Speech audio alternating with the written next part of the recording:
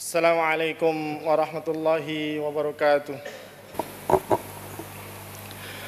Innal hamdalillah nahmaduhu wa nasta'inuhu wa nastaghfiruh wa na'udzu billahi min shururi anfusina wa min sayyiati a'malina. May yahdihillahu fala mudilla lahu wa may yudlil fala hadiya lahu. Asyhadu an la ilaha illallah wahdahu la syarika lahu wa asyhadu anna Muhammadan abduhu wa rasuluhu sallallahu alaihi wa ala alihi wa ashabihi wa man tabi'ahum bi ihsanin ila yaumiddin. Ya ayyuhalladzina amanu taqullaha haqqa tuqatih wa la tamutunna illa wa antum muslimun. Ya ayyuhan nasu taqu rabbakumul ladzi khalaqakum min nafsin wahidah wa khalaqa minha zawjaha wa batha minhuma rijalan katsiran wa nisaa. Wattaqullaha alladzi tasaaluna bihi wal arham innallaha kana 'alaikum raqiba. يا أيها الذين آمنوا اتقوا الله وقولوا قولا سديدا يصلح لكم أعمالكم ويغفر لكم ذنوبكم ومن يطع الله ورسوله فقد فاز فوزا عظيما فإن أصدق الحديث كلام الله وخير الهدي خير الهدى هدى محمد صلى الله عليه وسلم وشر الأمور محدثاتها فإن كل محدثة بدعة وكل بدعة ضلالة وكل ضلالة في النار وبعد. Jamaah Jumat rahimakumullah, alhamdulillah, tiada kata yang paling pantas kita haturkan pada kesempatan yang mulia ini melainkan ucapan alhamdulillah. Segala puji hanyalah milik Allah Jalla wa Ala, karena atas segala limpahan rahmat, nikmat karunia-Nya, nikmat iman, nikmat Islam, nikmat hidayah yang ditancapkan dalam hati kita, sehingga pada kesempatan yang mulia ini Allah Subhanahu wa taala memberikan hidayahnya untuk kita melangkahkan kaki menjalankan ibadah yang kita laksanakan sekali sepekan, yakni melaksanakan ibadah salat Jumat, yang ini merupakan hari raya di antara hari-hari raya kaum muslimin. Jamaah Jumat rahimakumullah, selaku khatib kami ingatkan bahwa marilah kita senantiasa meningkatkan ketakwaan kita kepada Allah Subhanahu wa taala, yakni dengan jalan melaksanakan atau melakukan sebab-sebab yang menambahkan keimanan kita, yang menambahkan ketakwaan kita kepada Allah Subhanahu wa taala. Kita melaksanakan sebab-sebab, yang melakukan amalan-amalan soleh. Agar apa? Agar Allah Subhanahu wa taala memberikan ganjaran, memberikan hadiah kepada kita, yakni janji Allah Subhanahu wa taala ini surga, jannatun na'im. Surga yang penuh dengan kenikmatan. Sebagaimana disebutkan di dalam ayat yang kami kemukakan di muqaddimah khutbah, Ya ayyuhalladzina amanu taqullaha wa qulu qawlan sadida. Wahai orang-orang yang beriman, bertakwalah kepada Allah. Wa qulu qawlan sadida, dan ucapkanlah ucapan yang benar. Ya ayyuhalladzina amanu taqullaha wa qulu qawlan sadida yuslih lakum a'malakum, maka Allah akan memperbaiki amalan-amalan kalian.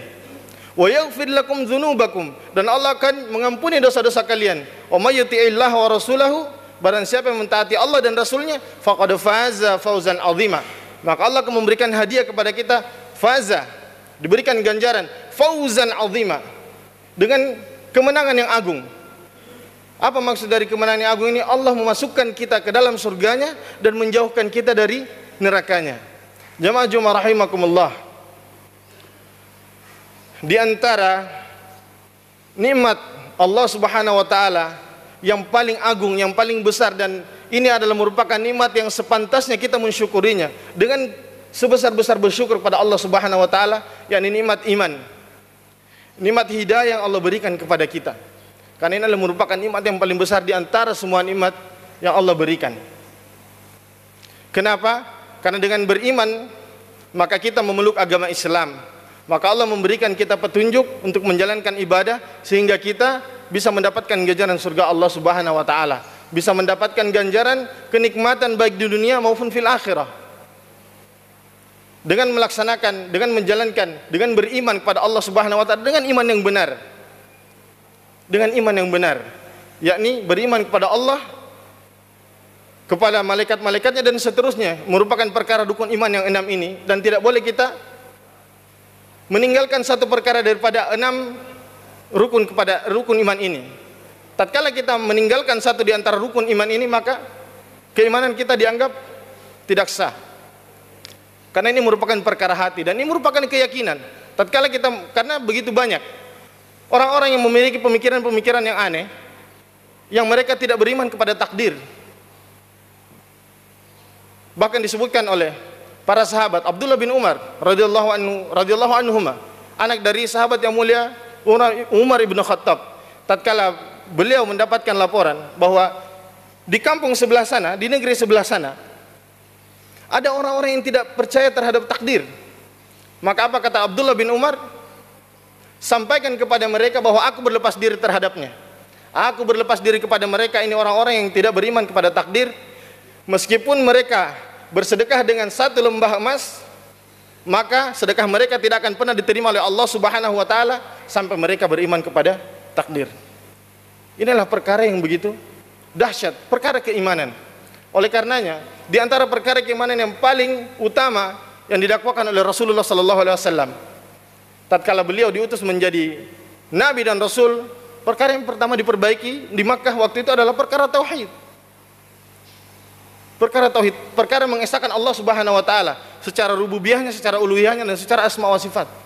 Karena begitu banyak orang-orang yang meninggalkan perkara ini.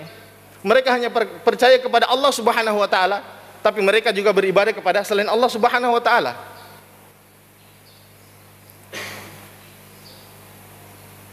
Ini disebutkan Allah Subhanahu wa taala dalam Al-Qur'an. Surah Al-Luqman, Allah Subhanahu wa taala berfirman, "Wala in sa'altahum man khalaqas samawati wal arda la yaqulunna Allah."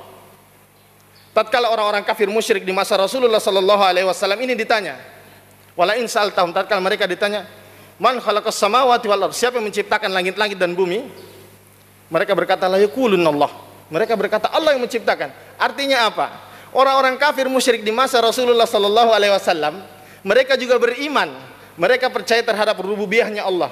Mereka percaya bahwa Allah Subhanahu wa taala adalah pencipta, pengatur dan pemelihara dan pemberi rezeki. Mereka meyakini ini. Akan tetapi apa yang terjadi? Mereka menyembah berhala. Mereka menyembah patung-patung. Mereka menyembah Lata. Patungnya Lata. Lata ini adalah sebuah patung orang soleh di masa dahulu. Dia ini adalah orang yang membuat adonan roti untuk jemaah haji yang melaksanakan ibadah haji, memberikan makan kepada jemaah haji. Nah, ini mereka anggap orang soleh. Mereka membuat patung sehingga berlarut-larut, habislah generasi orang-orang ini, generasi di belakangnya mereka menyembah Lata. Inilah yang terjadi. Mereka beriman kepada Allah Subhanahu wa taala, tapi mereka juga beribadah kepada selain Allah Subhanahu wa taala. Ini adalah penyakit. Dan inilah perkara yang menjadi dakwah Rasulullah sallallahu alaihi wasallam yang paling utama. Perkara kesyirikan ini begitu banyak terjadi, dan bahkan sampai saat ini di zaman modern seperti sekarang ini masih begitu banyak orang-orang yang melaksanakan perbuatan-perbuatan kesyirikan, bahkan disadari maupun tidak disadari. Jamaah Jumat rahimakumullah, begitu pentingnya kita mengetahui. Oleh karenanya, perkara-perkara kesyirikan ini perlu kita ketahui keburukan-keburukannya. Di antaranya Allah Subhanahu wa taala berfirman dalam Al-Qur'an, "Walladzina amanu wa lam yalbisu imanahum bidzulmin ulaika lahumul amnu wa hum muhtadun." Dan orang-orang yang beriman, wa lam yalbisu imanahum, dan tidak mencampur adukan keimanan mereka bidzulmin, dengan kezaliman. Kezaliman di sini maksudnya adalah kesyirikan. Sebagaimana tatkala Luqman memberi nasihat kepada anaknya, wa idz qala Luqman li ibnihi wa huwa ya'idhu ya bunayya la tusyrik billah innasyirka ladzulmun adzim. Tatkala Luqman memberi nasihat kepada anaknya, ya bunayya, wahai anakku yang aku sayangi, la tusyrik billah, janganlah engkau mensyirikkan Allah Subhanahu wa taala. Innasyirka ladzulmun adzim. Karena sesungguhnya kesyirikan itu adalah kezaliman yang sangat besar. Kita kembali kepada ayat yang tadi, walladzina amanu wa lam yalbisu imanahum bidzulmin. Dan orang-orang yang beriman dan tidak mencampur adukan keimanan mereka dan kezaliman, yakni dengan kesyirikan, ulaika lahumul amnu wa hum muhtadun. Maka mereka akan mendapatkan keamanan dan mereka akan mendapatkan petunjuk dari Allah Subhanahu wa taala. Pemahaman baliknya adalah disebutkan oleh para ulama, orang-orang yang mencampur adukan keimanan mereka dengan kezaliman, dia beriman kepada Allah Subhanahu wa taala, tapi dia juga berbuat kesyirikan, beribadah kepada selain Allah, maka dia tidak akan mendapatkan petunjuk dari Allah Subhanahu wa taala dan dia tidak akan mendapatkan keamanan. Mengapa hal ini begitu penting? Coba kita perhatikan. Di bagian negeri yang lain, tatkala tidak ada stabilitas keamanan negeri, apa yang terjadi? Begitu sulitnya mereka. Saudara-saudara kita kaum muslimin di Palestina, di Suriah, di Rohingya, begitu mereka sulit untuk menjalankan ibadah sholat Jumat yang sekali sepekan pun mereka merasa kesulitan karena tidak ada stabilitas keamanan. Inilah pentingnya kita mendapatkan keamanan. Bukankah Nabiullah Ibrahim berdoa tatkala dia tiba di Mekah, dia berdoa kepada Allah Subhanahu wa taala, "Idz qala Ibrahim, Rabbi ij'al hadza baladan aminan warzuq ahlahu minats tsamarat." Nabi Ibrahim, jamaah Jumat rahimakumullah, tatkala tiba di Mekah, dia tidak berdoa meminta rezeki kepada Allah Subhanahu wa taala. Yang pertama diminta adalah Rabbi ij'al hadza baladan aminan. Jadikan negeri ini adalah negeri yang aman. Lalu apa doanya yang kedua? Warzuq ahlahu minats tsamarat. Ya Allah, jadikan negeri-negeri yang aman, baru Engkau berikan dia rezeki daripada buah-buahan. Yang diminta keamanan dulu, baru diminta rezeki makan dan minum. Begitu pentingnya nikmat keamanan. Kemudian, kenapa begitu penting nikmat hidayah? Disebutkan di dalam ayat tadi. Kalau bukan karena hidayah yang diberikan oleh Allah Subhanahu wa taala, orang-orang akan meninggal di atas kekafiran. Bagaimana paman Rasulullah sallallahu alaihi wasallam, Abu Lahab? Abu Lahab dia masih hidup, dia masih berdiri di atas muka bumi Allah Subhanahu wa taala, sudah dijamin masuk neraka oleh Allah Subhanahu wa taala. Tabbat yada Abi Lahab. Celakalah Abu Lahab bersama istrinya. Dia masih hidup di dunia, sudah diberikan ganjaran masuk neraka oleh Allah Subhanahu wa taala. Bagaimana paman Rasulullah sallallahu alaihi wasallam, Abu Thalib, ayah daripada Ali bin Abi Thalib? Bagaimana Rasulullah menjelang wafatnya beliau, Rasulullah menyampaikan, wahai pamanku, qul la ilaha illallah, katakan la ilaha illallah. Tapi apa yang terjadi? Orang-orang di samping dia yang menganut agama nenek moyang mereka mengatakan kepada Abu Thalib, wahai Abu Thalib, apakah engkau akan meninggalkan keyakinan nenek moyangmu? Sehingga apa yang terjadi? Abu Thalib, karena bukan hidayah dari Allah Subhanahu wa taala, dia wafat di atas kesyirikan. Dia wafat di atas kekafiran. Dia tidak beriman kepada Allah Subhanahu wa taala. Dia tidak mengucapkan la ilaha illallah sehingga dia wafat. Ini begitu pentingnya hidayah ini. Sehingga kita kaum muslimin yang melaksanakan agama dengan baik dan benar, kita meminta hidayah ini minimal 17 kali sehari semalam. Tatkala kita melaksanakan ibadah salat 5 waktu, 17 rakaat, bukankah kita membaca ihdinas siratal mustaqim? Ya Allah ya Rabbku, berikan kami petunjuk yang lurus, jalan yang lurus. Begitu kita membutuhkan daripada hidayah ini. Kita memintanya minimal 17 kali di dalam sehari semalam. Begitu pentingnya nikmat hidayah ini. Oleh karenanya, di antara nikmat yang perlu kita jaga adalah kita tidak melaksanakan kesyirikan. Agar apa? Agar Allah Subhanahu wa taala memberikan keamanan di dalam negeri kita dan juga memberikan kita petunjuk dan hidayahnya. Aqulu qouli hadza wastaghfiru innahu huwal ghafurur rahim.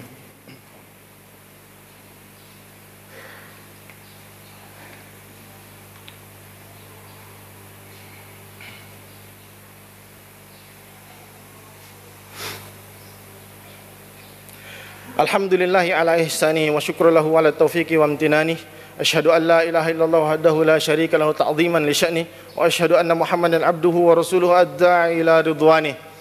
Jamaah Jumat rahimakumullah, pada khutbah yang kedua ini telah kami sebutkan tadi di khutbah yang pertama bahwa di antara keburukan kesyirikan adalah kita tidak akan mendapatkan keamanan dari Allah Subhanahu wa taala dan kita tidak mendapatkan petunjuk dari Allah Subhanahu wa taala kalau kita berbuat kesyirikan. Ini kita akan dapatkan tatkala kita masih hidup di dunia. Lalu ketika Allah mewafatkan kita, masih ada keburukan-keburukan lain yang akan menimpa kita. Di antaranya Allah Subhanahu wa taala berfirman, "Innallaha la yaghfiru ayyushraka bih wa yaghfiru ma duna dzalik." Sesungguhnya Allah tidak akan mengampuni dosa kesyirikan. Wa yaghfiru ma duna dzalik, dan Allah mengampuni dosa selainnya. Lalu orang bertanya, maka bagaimanakah dengan kami yang pernah melakukan kesyirikan tatkala di usia kami sebelumnya? Maka kita kembali kepada firman Allah Subhanahu wa taala, "Qul ya ibadiyalladzina asrafu la taqnatu mir rahmatillah." Katakan wahai Muhammad, ya ibadiyalladzina asrafu, wahai hamba-hambaku, kata Allah, yang melampaui batas kepada dirinya, yang melakukan kesyirikan, melakukan dosa-dosa, la taqnatu mir rahmatillah. Jangan kalian berputus asa dari rahmat Allah Jalla wa ala. Tatkala kita pernah melakukan dosa-dosa yang besar, dan dosa yang terbesar adalah kesyirikan, dosa yang tidak ada pengampunannya oleh Allah Subhanahu wa taala, maka kita bertobat dengan taubat dan nasuha, meminta kepada Allah pengampunan. Kita tidak berputus asa dari rahmat Allah. Ini yang perlu kita minta, karena ini akan menimpa kita di hari kemudian. Tatkala kita sudah diwafatkan, dosa kita tidak akan diampuni oleh Allah Subhanahu wa taala. Kemudian Di antaranya Allah Subhanahu wa taala berfirman, "Innahu may yusyriku billahi faqad harramallahu alaihil jannata wa ma'wahun nar wa ma lidh-dhalimina min ansar." Innahu may yusyriku billah, orang-orang yang melakukan kesyirikan kepada Allah Subhanahu wa taala, faqad harramallahu alaihil jannata, maka Allah Subhanahu wa taala mengharamkan kepada mereka surga. Wa ma'wahun nar, dan tempat mereka adalah neraka. Wa ma lidh-dhalimina min ansar, dan orang-orang yang zalim ini tidak akan dapat penolong satu orang pun. Tidak ada penolong, jamaah Jumat rahimakumullah. Oleh karenanya ini adalah perkara yang harus kita jaga, menghindari kita untuk berbuat kesyirikan.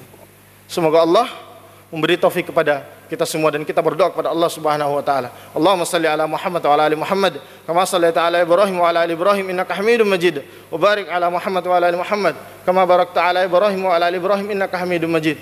Allahumma ighfir lil muslimina wal muslimat wal mu'minina wal mu'minat al ahya'i minhum wal amwat. Rabbana ighfir lana wa li ikhwanina alladhina sabaquna bil iman wa la taj'al fi qulubina ghillan lil ladzina amanu rabbana innaka ra'ufur rahim. Allahumma hdina siratakal mustaqim. Allahumma hdina siratakal mustaqim. Allahumma hdina siratakal mustaqim. Siratal ladzina an'amta 'alaihim ghairil maghdubi 'alaihim waladdallin. Rabbana zalamna anfusana wa illam taghfir lana wa tarhamna lanakunanna minal khasirin.